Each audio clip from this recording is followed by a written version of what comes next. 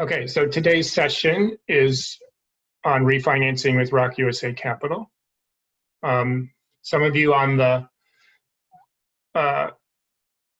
line have current loans with ROC USA Capital. Some of you don't. That's fine. We'll address both your needs, hopefully, in this hour.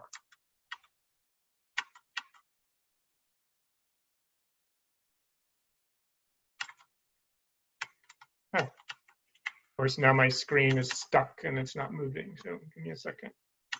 There we go. Okay, so you can use the chat to enter this information or anything else you want to ask about.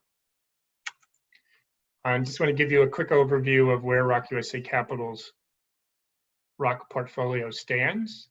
As most of you know, we don't lend to anybody else but resident-owned communities. So in the first 12 years of our existence, we've provided financing for over $260 million to 88 communities and a few more on a pre-development basis. Like Wardtown, I think, is with us from Maine. We provided some pre-development financing to them years ago.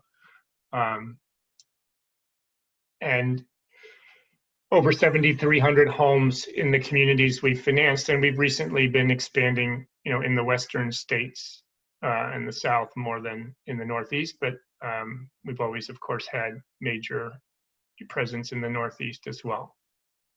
You all know who you are. Of the 7,300 homeowners that live in the 88 ROCs to date that we have financed, 88% of you are below 80% of median income, and 60% roughly are below 50% of median income. Let's see why it won't let me advance the slides here.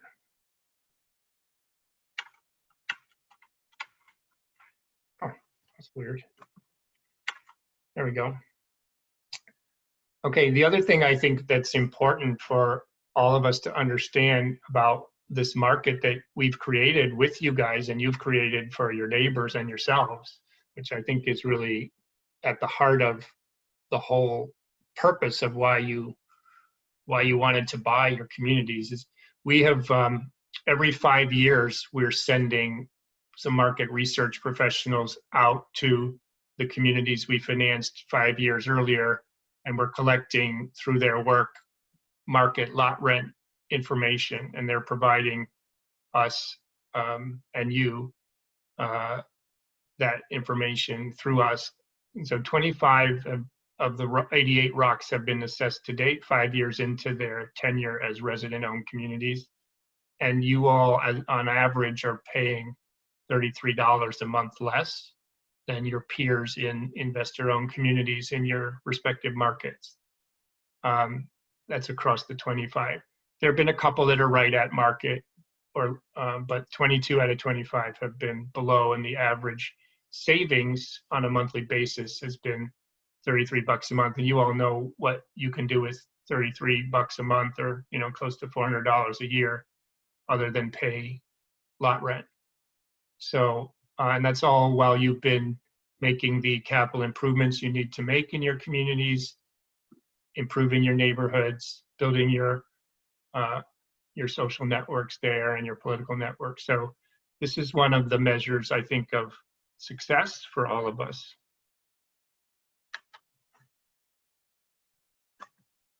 And then we'll get into the actual refinance opportunities with ROC USA Capital.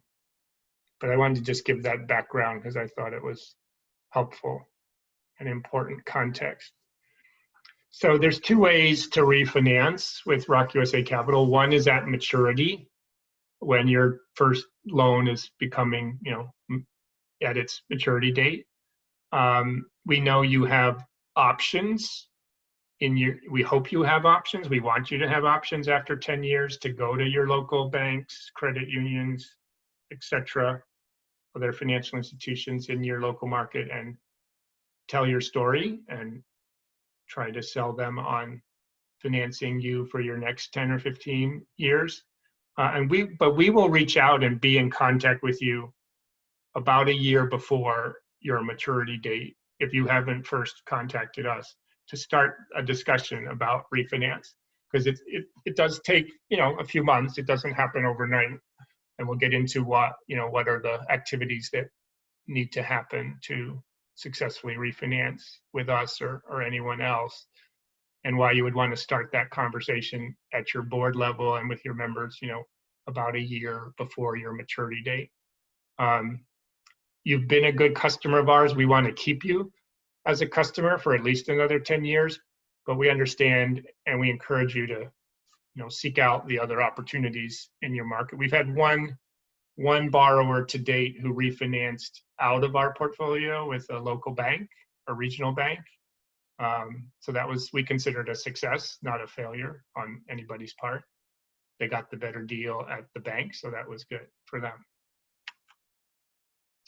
The other opportunity is to refinance early, before your maturity date. We've actually had several borrowers ask us recently about that, because in the last few months, because interest rates are so low right now. And that would be, you know, one of the key motivators for refinancing early would be to lower your fixed interest rate, save on interest expense over time. Or you may have some capital improvement needs that, you know, are significant enough that require financing. Or you may want to consolidate multiple loans that you've had into one. And of course, if you can take advantage of the community appreciating in value because of all the hard work you've put into it, that's another, you know, opportunity and important part of thinking about any kind of early refinance. Is there significantly more value you can tap to do whatever it may be for capital improvements? It may be for working capital. It may be to just build up better reserves, but that's one thing to look at. And of course, we do that through an appraisal process. Things to think about in your current loan with us or anybody else. Do you have prepayment penalties for early refinance? And we can answer that question for you individually. If you just give us a call or an email, we can just pull up your existing note and let you know if there's any prepayment penalty or not. Oftentimes there's not. In some cases there are. It depends how the original financing was done. And then of course, there's going to be some out-of-pocket costs to refinance that you're going to have to incur as a community. Let's see if we've got a question here. We've got a question about whether ROC USA Capital's financing is different from New Hampshire Community Loan Funds. Yes, it is, and we can get into that a little bit in more detail in just a minute once we get through the slides. And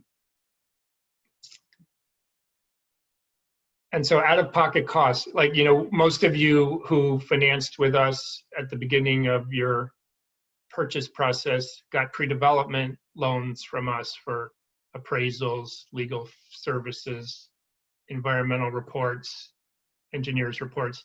That's not available on a refinance. The expectation here is that, you know, you've got capital available in your working capital or other reserve accounts to pay for an appraisal, a new property conditions report, if necessary, a new environmental report, and to pay whatever other, you know, cost there would be associated with getting a refinance application to closing, whether it's legal costs or otherwise. So we don't make pre-development loans available for refinance because you should have capital for that purpose.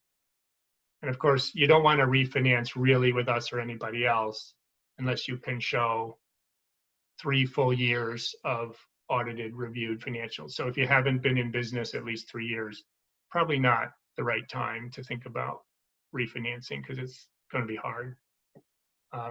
But with any of these considerations, we're happy to get on the phone with you and talk them through with you and your CTAP representative.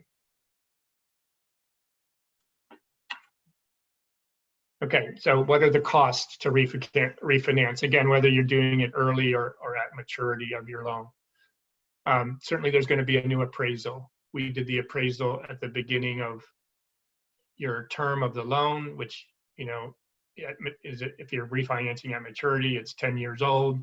If you're refinancing in year 5, 6, 7, 8, it's still that many years old.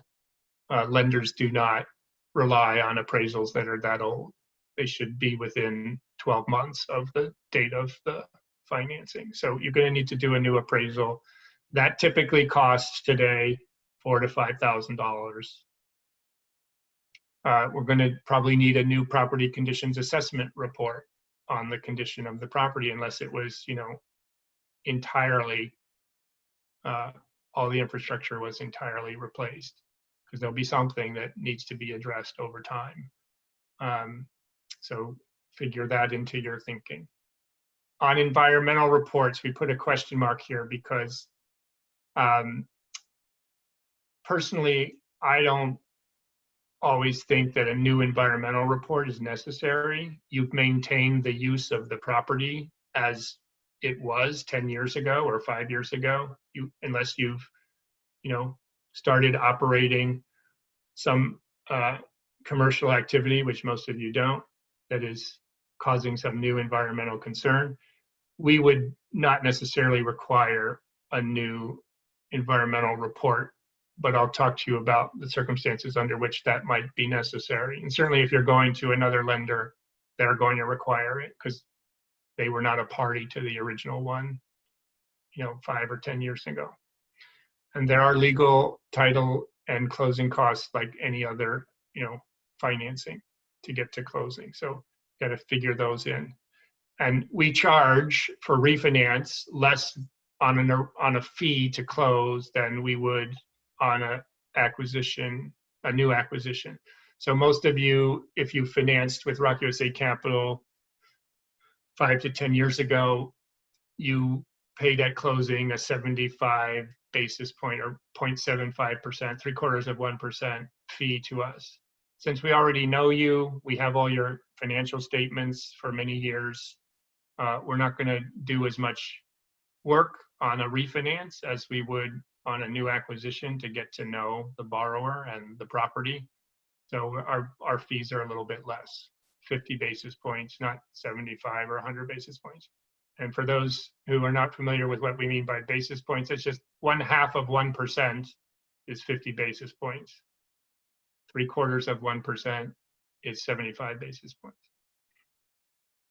And so we would encourage you to work with your TA provider to address, these costs and what is the benefit of re-amortizing these costs in the new loan, paying them again, appraisal, property conditions report, legal, title, closing, origination fees, and what is the cost benefit analysis to paying those again, re-amortizing those, and hopefully getting a lower interest rate than you had before.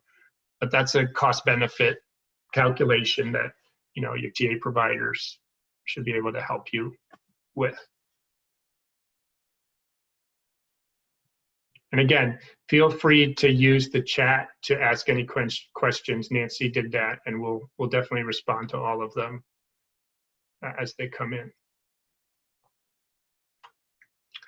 Okay, so what products does ROC USA Capital offer for refinance? There's really two, and I'm going to go through both of them.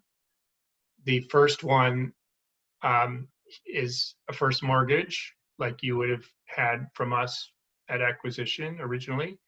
But instead of up to 110% loan to value, which we offered you at initial acquisition, it's going to be limited to 95% loan to value max, because you're 10 years into your ownership of the community, or maybe if you're refinancing early, you're 5, 6, 7, 8 years in. And you should have had a little bit of appreciation in the value of the property, and you should have had some amortization on the existing financing so that the principal balance is lower than it was when you started. And so we don't want to put you out there another 10 years with a loan that's more than the value of the property, but we will go up to 95%. And it's a fixed interest rate, and it's pretty much structured the way your current financing would have been structured at initial acquisition.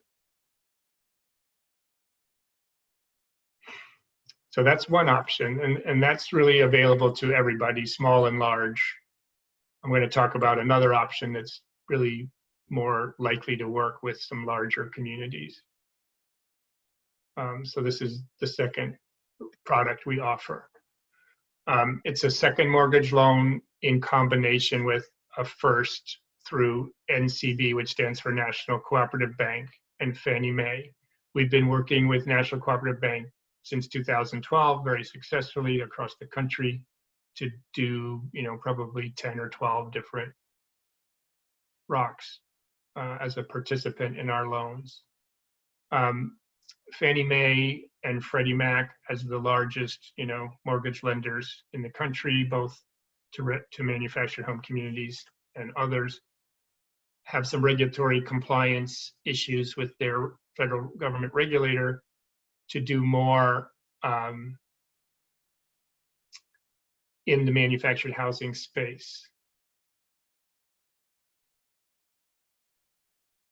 And so we've been working with Fannie Mae and National Co-op Bank for about the last 18 months. They wanted to do more with ROC USA, and we developed this first and second mortgage loan program. It's generally got to be for communities with 50 sites or more, and generally, although there isn't a dollar limit, the costs related to this upfront are going to be more likely to work with a loan that is a refinance that's $3 million or more. Again, the combined loan to value of the first and second mortgage loans can be up to 95%. The first mortgage loan through National Co-op Bank, Fannie Mae, is going to be at 75% loan to value max, and then ROC USA Capital will provide a second loan that goes up to 95% if needed. The benefit of this is that it's going to deliver a somewhat lower interest rate, fixed interest rate for 10 to 15 years with 25 to 30 year amortization period. You can do a 10-30, a 15-30, a 10-25, a 15-20, that's your choice. We don't mandate one or the other. But you're generally going to get a lower interest rate, about 20 to 30 basis points lower than what we can offer ourselves outside of the money that Fannie Mae brings to the table, which is really driving down the cost.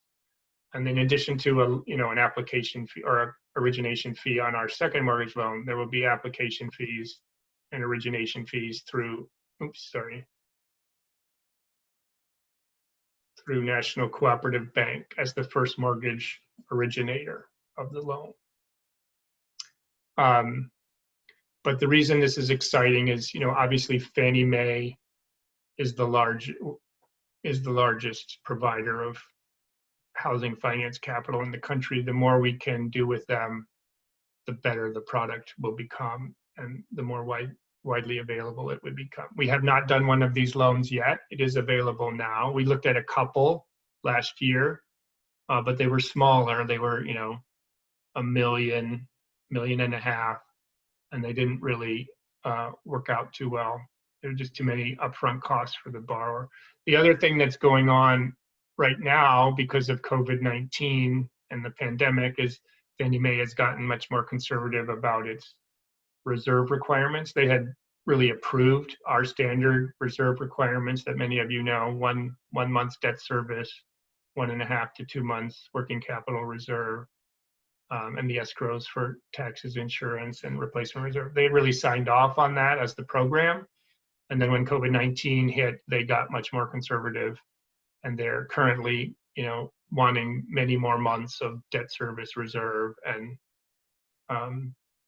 working capital reserves. But that will relax again, as the pandemic and the economic impacts soften over time. So, and they also will give that money back after 2 or 3 years if they do finance something with 6 months debt service reserve. After 2 or 3 years, they'll release it as long as the property is performing well. So again, it's a little bit of a challenge to get that many months of reserves capitalized. But if you've got a good appraisal on your community that's more valuable than your current debt, it certainly is possible. So we would not discourage anyone from considering this if you're 50 sites or more and generally need, more than $3 million. We will bring those forward through NCB and Fannie Mae and see if we can structure them to your benefit. So those are our two main products for refinance. It's just I think that's really most of what we have to present. Oh, this is just a quote from one of your friends out in Washington State about what it means to feel good in a resident-owned community and have economic security. And so I'm going to just stop there and go to the chat and see what questions we have. We'll answer them. One question is, can all the cost of the reports be taken out of capital improvements, or do we need to budget these?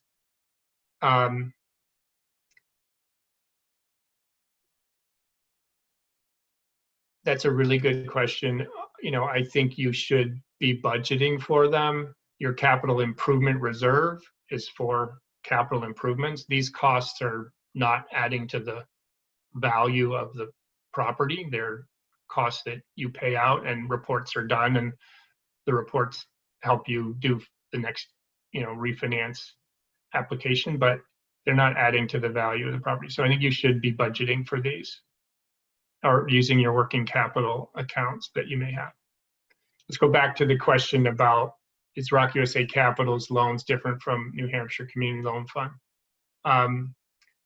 Yeah, I would say fundamentally yes, because as the last couple of slides indicated, we typically at ROC USA Capital do a first mortgage loan, other than with this Fannie Mae program.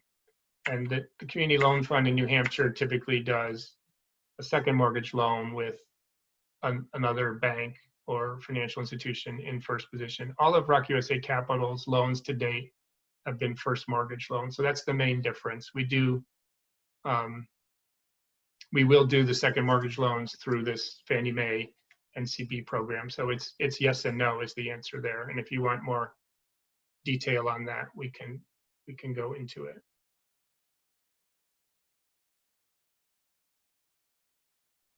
Let's see what other questions we have.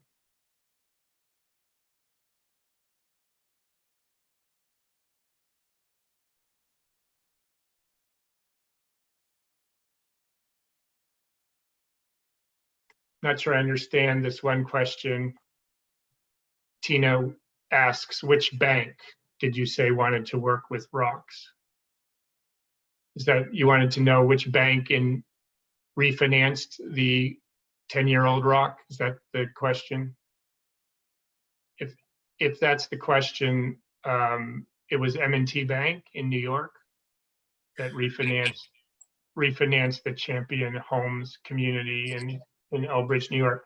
M&T Bank happens to be where I do my checking, but that's neither here nor there. They are a regional bank in the Northeast and has business all the way down to Delaware, Maryland, Virginia.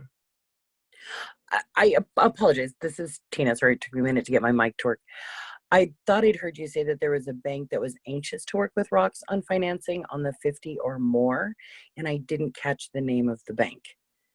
Well, we've developed this program, Tina, with NCB, National Cooperative Bank, and Fannie Mae. So this refinance program we've set up with them, they do the first mortgage. NCB, National Co-op Bank, is the originator and servicer, and Fannie Mae provides the money for the first mortgages up to 75% loan to value. And ROC USA Capital brings a second mortgage loan up to 95% loan to capital. So it's National Co-op Bank that is the partner there. And they are active around the country. We've worked with them from Massachusetts to Oregon.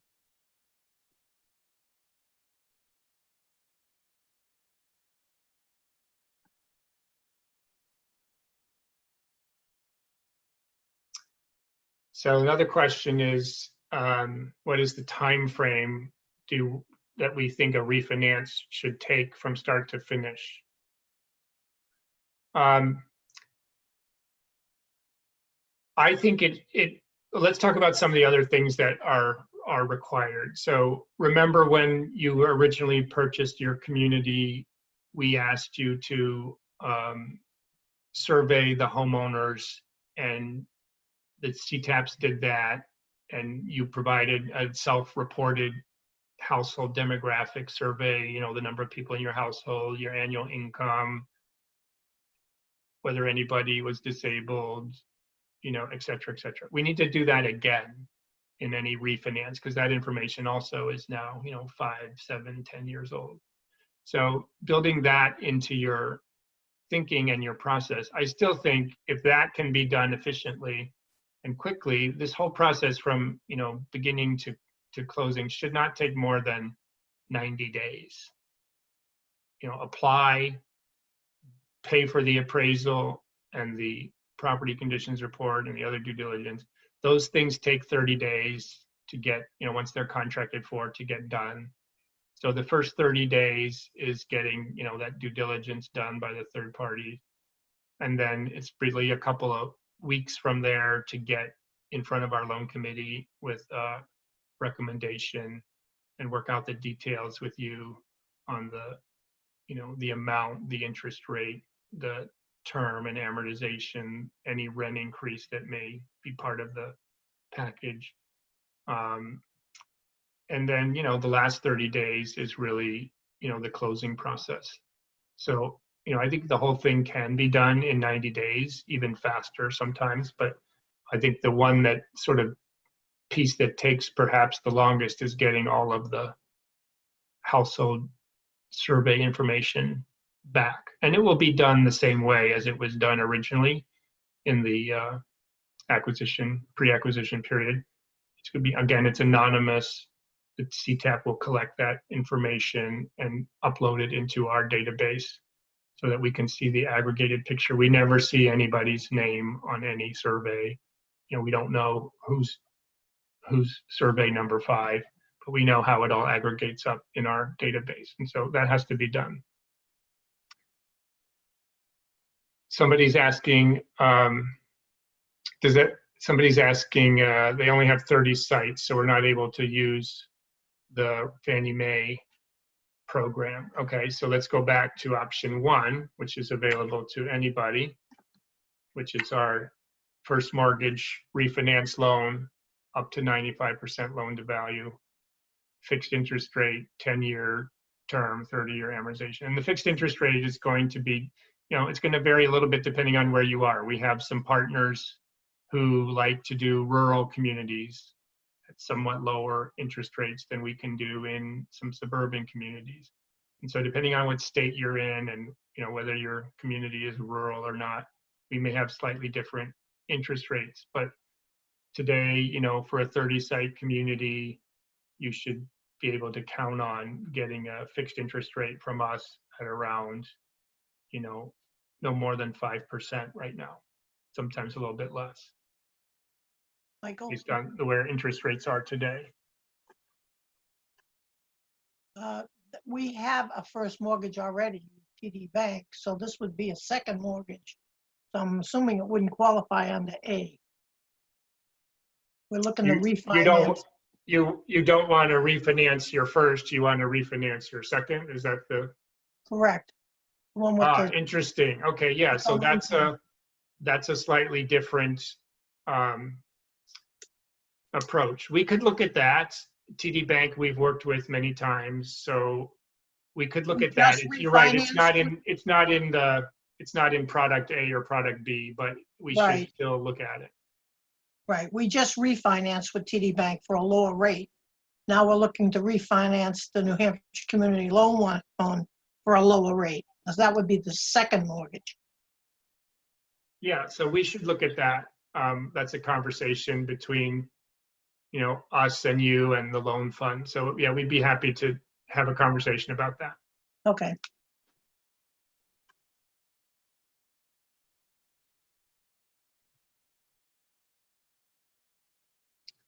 Do the shareholders have to approve refinancing is another question.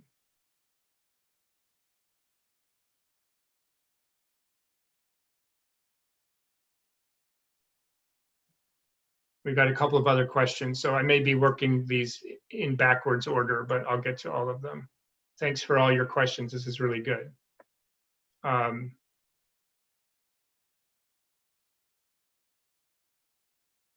How old can the surveys be? All right, we'll come back to that in a second. Do the shareholders have to approve the refinancing? So remember when you first purchased your community, you did have to have a member vote around the purchase price and the financing. I don't know all your bylaws, but I would imagine that most of your bylaws say that if you are taking on new financing, that you need to get member approval. Even if your lot rents don't change, you're changing the balance sheet. You know, if you're borrowing more money than you had before, or borrowing for a longer term out in time than you had before, yeah, I would think you would want to get your shareholders to approve that refinancing. And our standard closing requirements include a resolution of the members or the shareholders that the financing package and the budget that's attached to it has been approved by the members. So yeah, I think that's a requirement. Then there's a question about surveys. How old can they be? We collected them for property tax purposes in our state, and we thought we wouldn't have to do it again. Yeah, no more than 12 months old, you know, it is the answer from a refinance perspective. We don't want to go back and look at the original information from 5 or 7 or 8 years ago. We want to have current household survey information for a refinance that's within the past 12 months, just like an appraisal or a property conditions report. We don't want any of that stuff to be more than 12 months older than the closing date. Okay. And there's a New York question. Is New York State housing still involved, or is Fannie Mae the next option? Good question. And I think for those of you in New York, we should handle that offline, because that's a moving target, especially with in the COVID-19 period here. So let's whoever asked that question, please give me a phone call or an email, and we'll set up a time to talk about that separately, because that involves just the state of New York. And I don't have a good answer for your question right now, but we can get it. Did I say interest rate was 5%? I said yes. Today, with where the interest rates are in the market today, we can offer a fixed interest rate around 5%, sometimes a bit lower, again, depending upon where your community is located. Worst, it's going to be 5.5%, but typically we're doing better than that right now.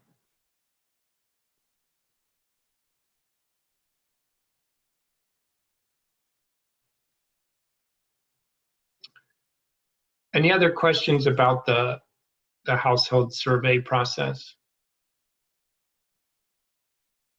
Does that come as a surprise to anyone that we would require that again 10 years down the road, or 5 or 7 years down the road?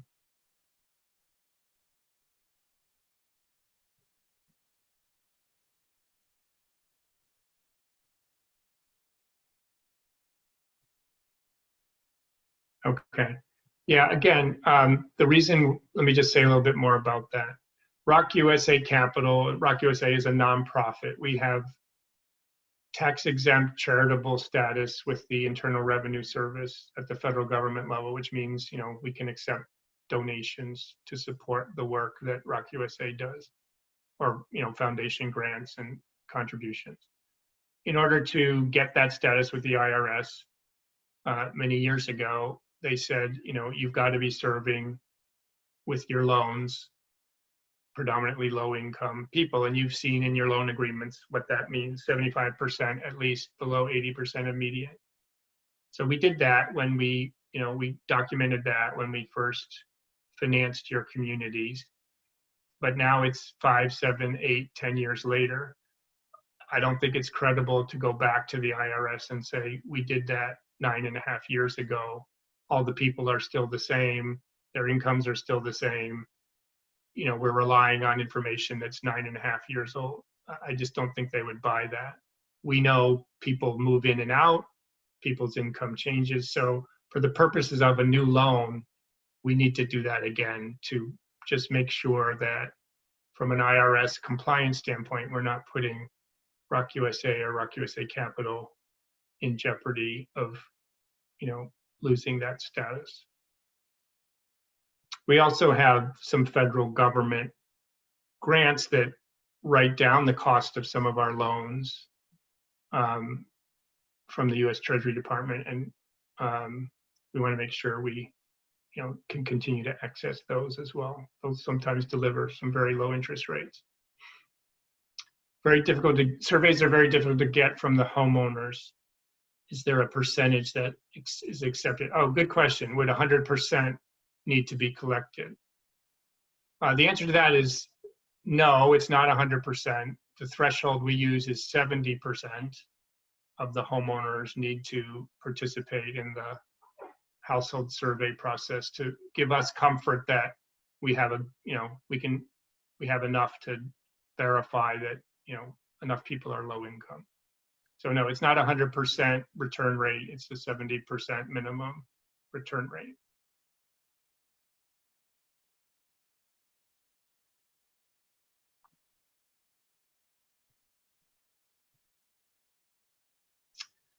I think some of the other exciting things that we can do with the refinance loan products is address some amenities that you guys may have wanted in your communities but not have been able to afford previously, whether it's a new playground, better parking. When we do the original acquisitions and property conditions reports, we're heavily focused on water, sewer, roads, electric, the basic utilities that keep everybody safe and comfortable. But as we think about refinances, if you've addressed most of that stuff already with our financing or others' financing, and you want to do some things that are, more amenity oriented to improve quality of life for you and your neighbors, whether it's playgrounds, pools, community buildings, better parking areas, those are things that we would hope we could accomplish with you in refinance, assuming that, there's sufficient value in the real estate to support borrowing for those purposes, in addition to paying off whatever existing loans need to be paid off.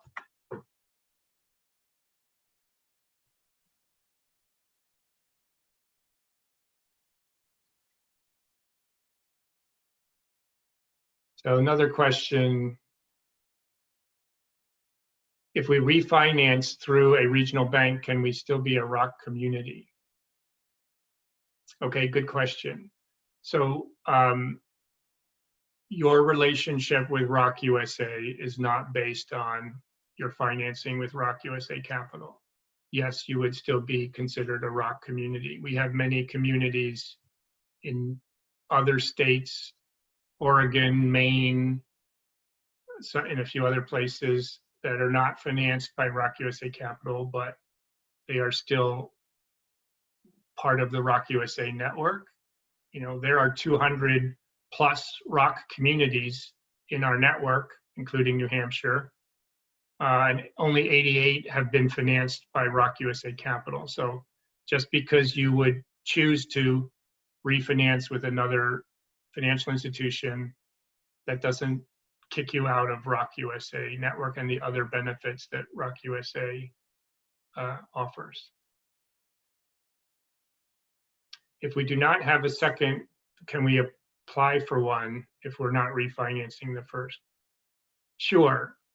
It just depends on what the purpose of it is, and that's not a refinance, that's a new loan, but sure, ROC USA Capital would talk to you and work with you on that. We've done that a few times already.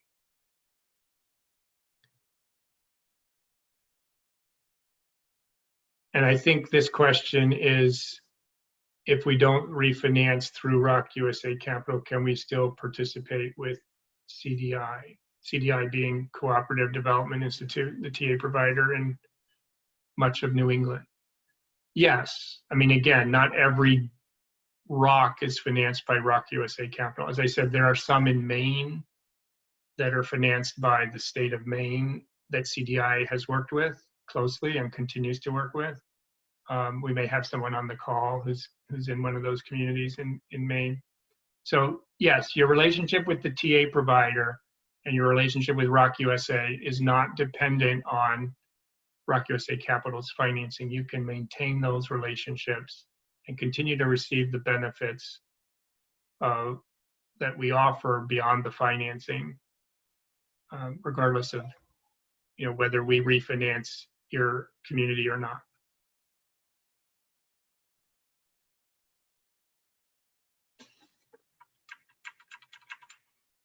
Okay, let me just look.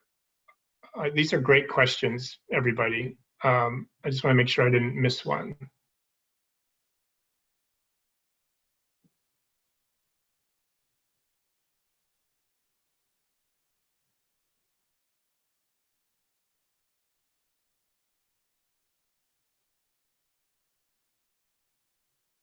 Okay, I think I've covered so far what's come through the chat.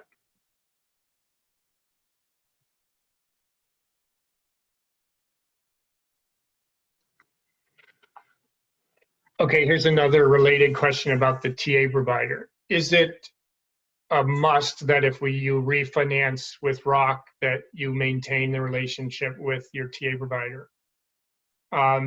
Yes, ROC USA Capital, the basis of our financing is, in our model, is that the TA provider helps support both the borrower through the technical assistance, and because of that helps mitigate the risk of lending. So whether we're in the first 10 years or the second 10 years, there would be a condition in our loan agreement to maintain a relationship with the TA provider. What the fee will be for that is, it will work the same way it's worked in the past. It'll be in your interest rate. You won't pay a separate fee to the TA provider. It'll all be wrapped into the ROC USA Capital interest rate. How much it will be depends on the project itself. I can't answer that specifically without looking at the actual project, but typically it's been around 0.5% is for ongoing technical assistance in the interest rate, sometimes less.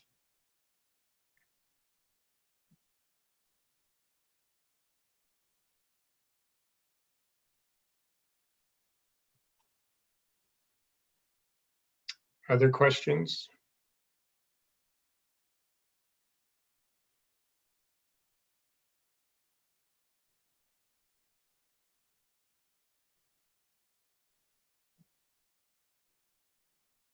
I guess I'll go back to the time frame issue. So again, we're going to reach out to each of you who are existing borrowers if you're within a year or around a year before your maturity date, to start this conversation specifically around your community and what you may want. And we're going to encourage you, as I said before, to consider us and consider other local financial institutions, and to do that kind of legwork to talk to a few others besides us. You're going to probably want to start a year in advance, because again, once you get into the actual application and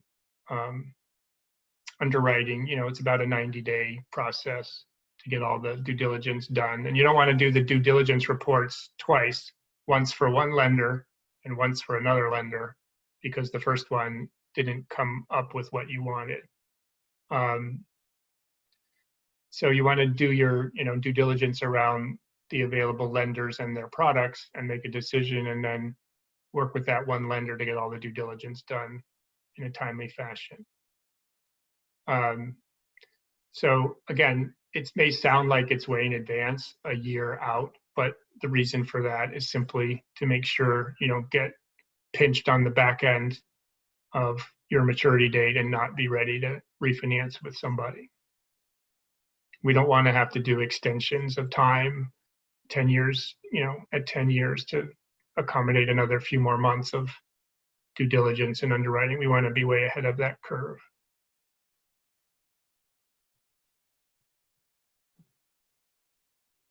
How will balloon payments work with refinancing? So again, there will still be balloon payments out there in year 10 or 15. We're not doing fully amortizing loans. We don't have that capacity, nor do most other commercial lenders. So yeah, there will still be balloons. I think what you're hoping to do in a refinance is two things around interest rate and amortization. Is you're trying to get a lower interest rate, of course, if that's possible, which will amortize your principal faster, regardless of what the term is or the amortization period. And then I think it's also worth looking, and it's why we put on here, let me go back to our slide here. It's also worth looking at, potentially a 10 or 15-year term with a 25-year amortization period rather than 30, if you can afford the payments on that, because that will amortize your principal faster as well. One of the reasons the group in New York refinanced with the commercial bank is they were offering a shorter amortization, which is what they wanted. That does have some impact on payments, but we'll look at all of that with you. We can look at all of that with you. We're not stuck with just a 10-year term, 30-year amortization. If you want to do shorter amortization and the payments work within our debt coverage requirements, we'll certainly look at that.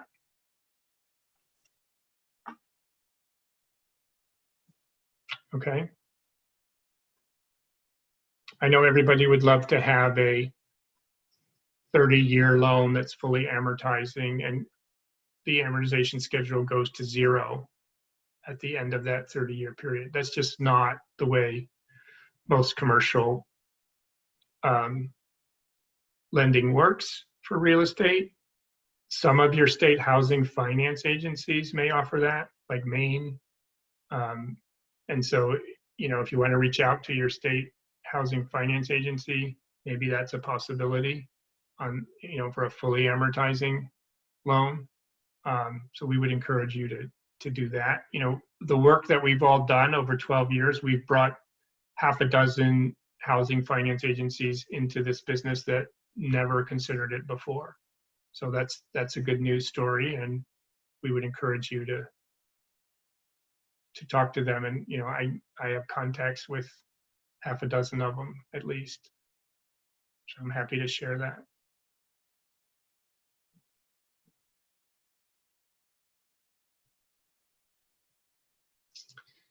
Okay, any other questions?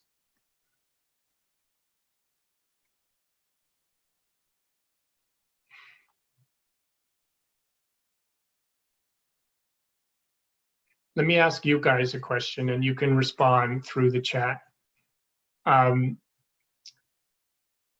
it's simply this: given that, most of the people on the phone now have at least owned their communities for 5 years, maybe some much longer, do you feel comfortable knowing your track record of how your community has financially performed and how you have built community with your neighbors, that you'd be comfortable going to the local bank and sitting down and having a meeting and presenting a refinance proposal?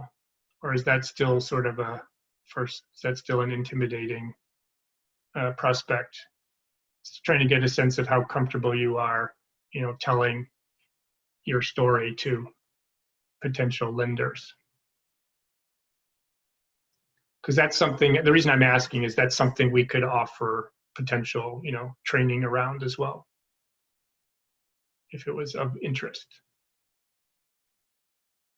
I wouldn't do it, but others on the TA side of the team would do it.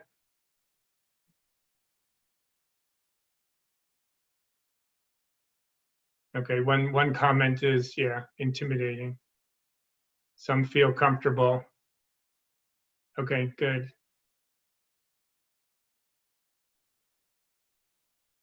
Yeah, I mean, just from my perspective, you guys have great stories to tell.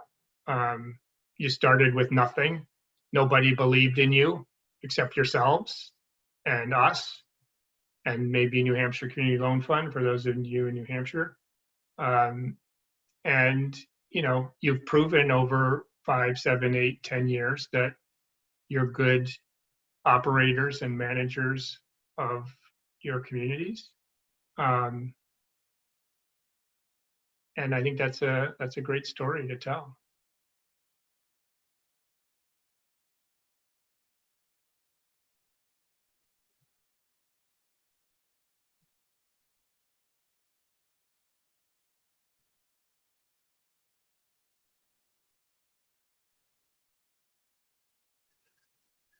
Okay, we have about 5 more minutes. And I don't have anything else to report, but happy to take any more questions.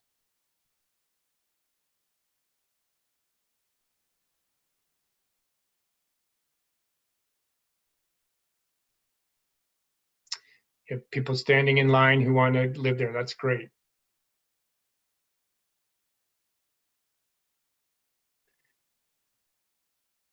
Oh, let me ask one other question, perhaps. Just it won't take long to, and you don't have to, answer in the chat if you don't want to. But are there any kind of capital improvements that you can see doing in a refinance that were not anticipated upfront that you've had to, work around or work through? And if so, what are they?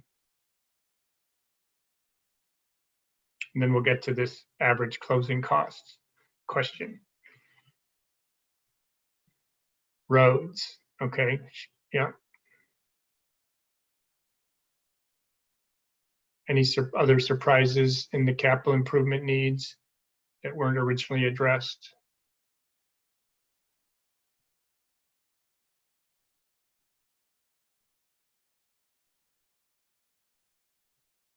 Okay, let me try to address this question about average closing costs. So on the reports, the third-party reports, as I said, appraisals are typically $4,000 to $5,000. Environmental reports, if you have to do them, are typically $1,500 to $3,000, depending on the size of the community. And the property conditions reports really vary depending upon, again, the size of the community and the complexity of the infrastructure. Those of you who are on small septic systems, and there's, dozens of them, or 30, 40, 50 of them, if it's a big property, that takes a lot more time and effort to evaluate in the property conditions assessment process than if you're on, public sewer.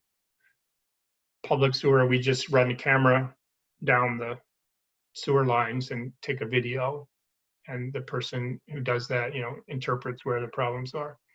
It's a lot more extensive work to understand how individual small septic systems work, or if somebody has, like some of the bigger properties have on-site wastewater treatment facilities, that's a whole lot of equipment, again, that takes a specialist to evaluate. So it's hard to answer specifically what a property conditions report would cost. The range is, $8,000 to $20,000, depending again on, the complexity of the job.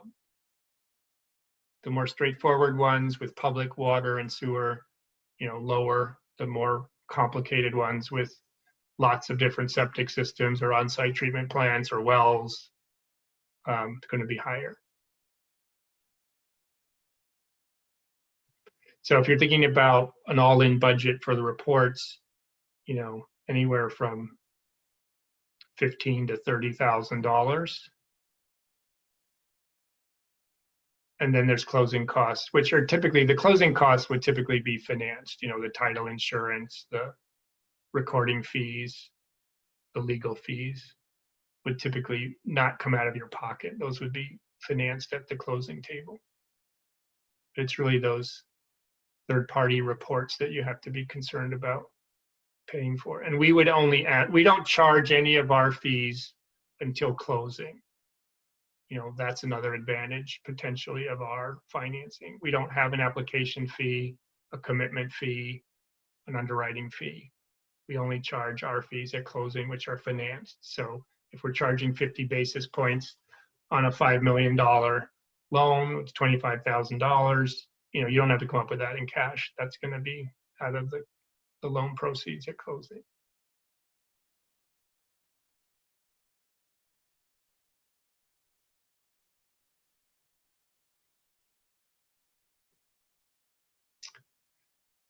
So who should you contact to start looking into refinancing with ROC USA? I'm going to reply to that to everyone, so everybody has my contact information. And it's me or Kevin Porter.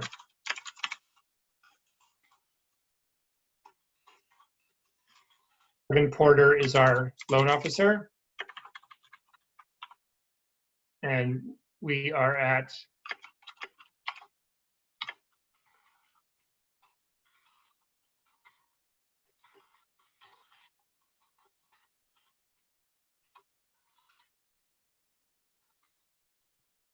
you want to call.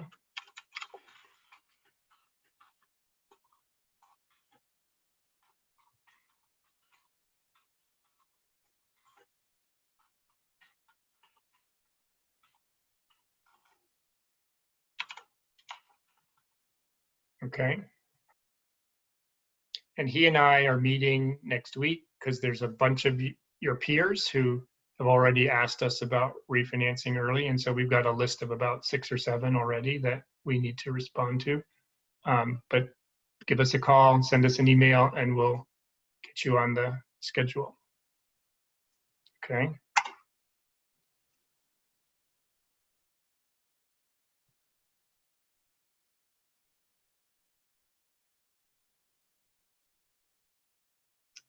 Any other questions? And we have about 2 more minutes.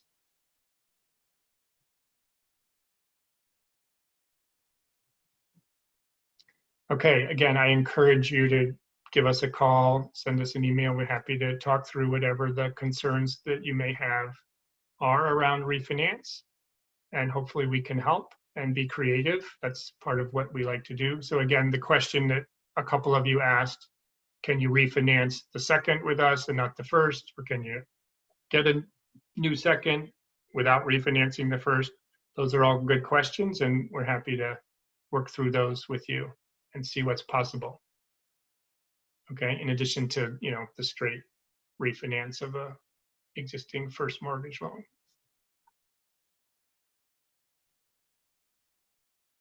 All right, I thank everybody for participating. I think we're going to do this one more time. I think it's either next week or the following week. So encourage your friends to join who didn't, or come back again for the second round if you wish.